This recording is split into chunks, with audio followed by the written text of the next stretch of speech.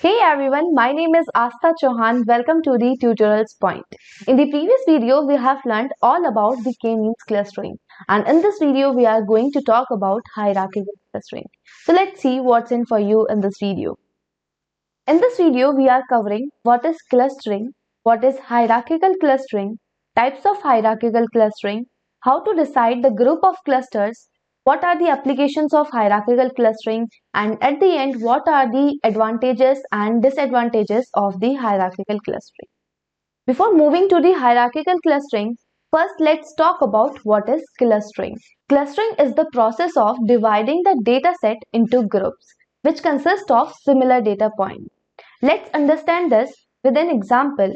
Let's say we have three clusters here. If we talk about this data point and this data point, then the distance between these two data points is small. That means these two data points are similar.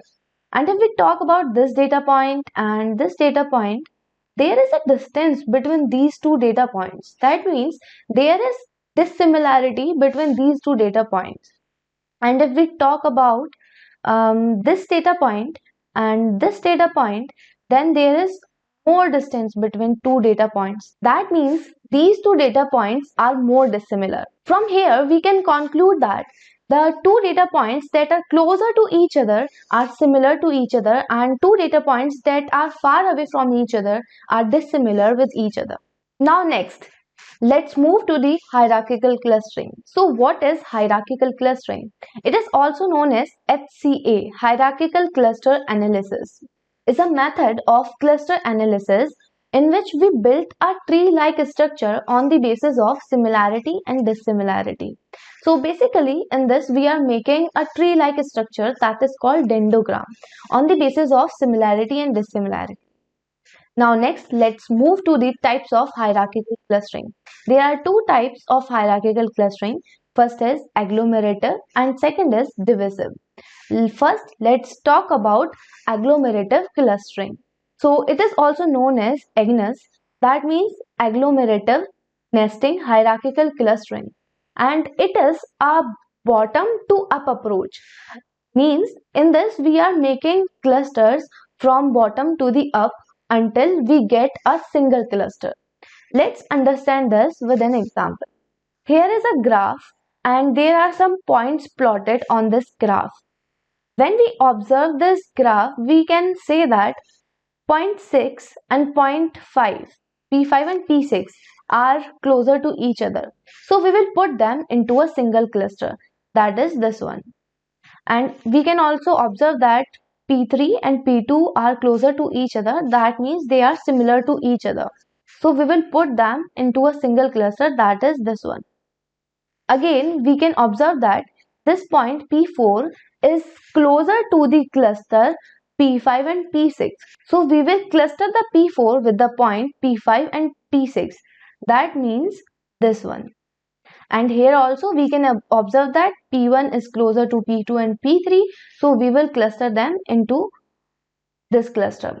And at the end, we will cluster all the points into a single cluster, that is this one. Now next, let's move to the second type, that is divisive clustering. It is also known as DINA, that means Divisive Analysis Clustering Algorithm, and it is top to bottom approach. This clustering continues until we obtain some small groups or single data points. Let's understand this with example. By looking at it, it looks just like agglomerative. But here, approach is different. And we can say that it's quite opposite to the agglomerative. As we are following here top to bottom approach. Let's understand this. Here, we have some data points plotting on this graph P1, P2, P3, P4 and P5. So first we will put them all in a single cluster, that is this one. Now we can observe that this P4 cluster is far away from P5 and P6. So we will put P4 into the different cluster and P5 and P6 into the different cluster. That is P4 here and P5 and P6 into the different cluster. And also we can observe that P1 is far away from P2 and P3.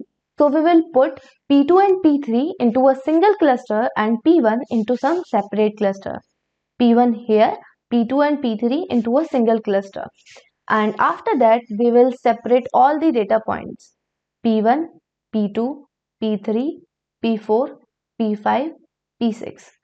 That means in divisive clustering, we cluster top to bottom and we continuous clustering until we get some smaller groups or single data points. Now here is a quiz for all of you. If you know the answer, write down in the comment section. And the question is, what is the main advantage of hierarchical clustering over k-means clustering? And options are, hierarchical clustering is faster on large data sets.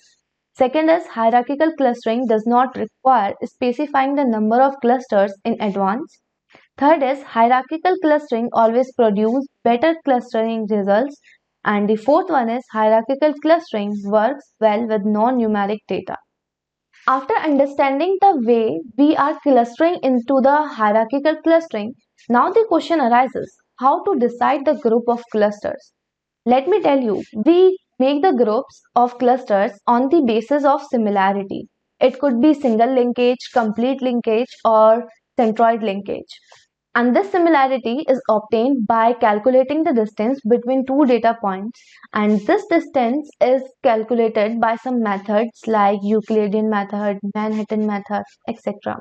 And in most of the cases we use Euclidean method.